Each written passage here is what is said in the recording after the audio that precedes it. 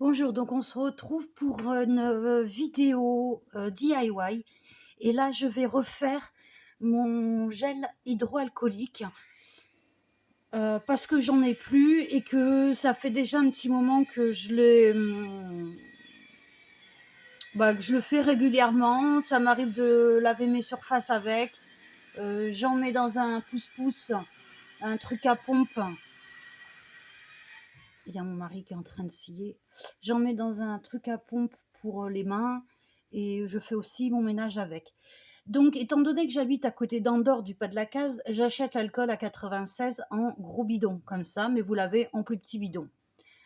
Vous pouvez en trouver en pharmacie, mais sinon, vous pouvez aussi utiliser l'alcool à brûler 96. Ah oui, et je fais ça aussi parce que souvent, ce qu'ils te vendent dans le commerce, on a vu pas mal de reportages là-dessus, ils sont vraiment pas aux normes. Voilà. Ensuite, j'utilise... Alors normalement, c'est de l'oxygéné 3%, moi, c'est du 10%. Ça aussi, ça se trouve en pharmacie, et je ne vais pas aller en acheter, donc j'utilise ce que j'ai. Et j'utilise de la glycérine végétale. Vous pouvez aussi utiliser du glycérol. Ça se trouve aussi en pharmacie, la glycérine végétale, il me semble aussi. Pareil, j'ai un bidon assez conséquent, tout simplement parce que je m'en sers pour tout. Ça m'arrive de m'en servir pour les cosmétiques. J'en mets quand j'ai des fleurs, dans l'eau des plantes. Voilà, et c'est quelque chose que j'utilise assez régulièrement.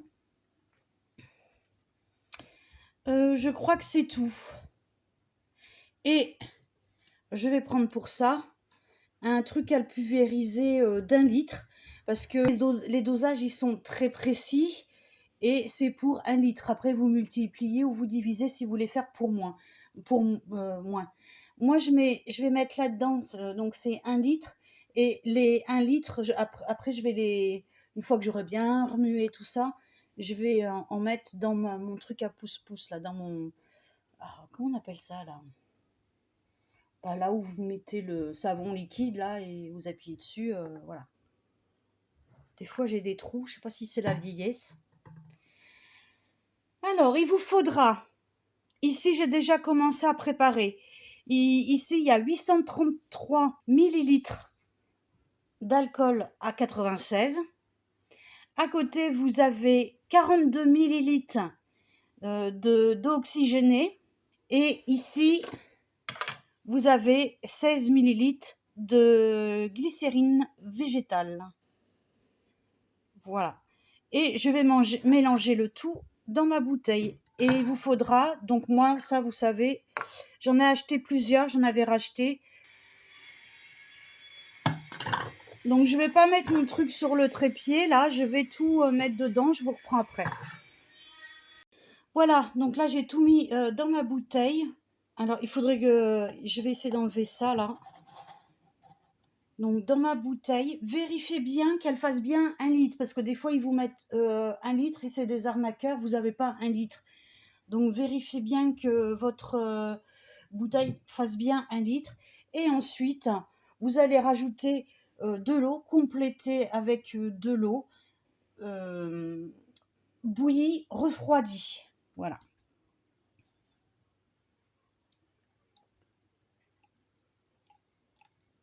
Ah non, ça va juste. Donc voilà, donc là je vais fermer, bien remuer et diviser ma préparation en 2. Voilà, c'est très simple à faire, très rapide, et vous avez votre gel hydroalcoolique maison et qui est au moins efficace. Alors oui, on peut mélanger l'alcool et l'oxygéné. Il me semble que je vous avais fait une vidéo avec les produits qu'il ne fallait surtout pas mélanger, style avec la javel. Je vais vérifier que je vous l'ai bien faite. Sinon, je vous ferai une vidéo surtout avec les ingrédients qu'il ne faut pas mélanger.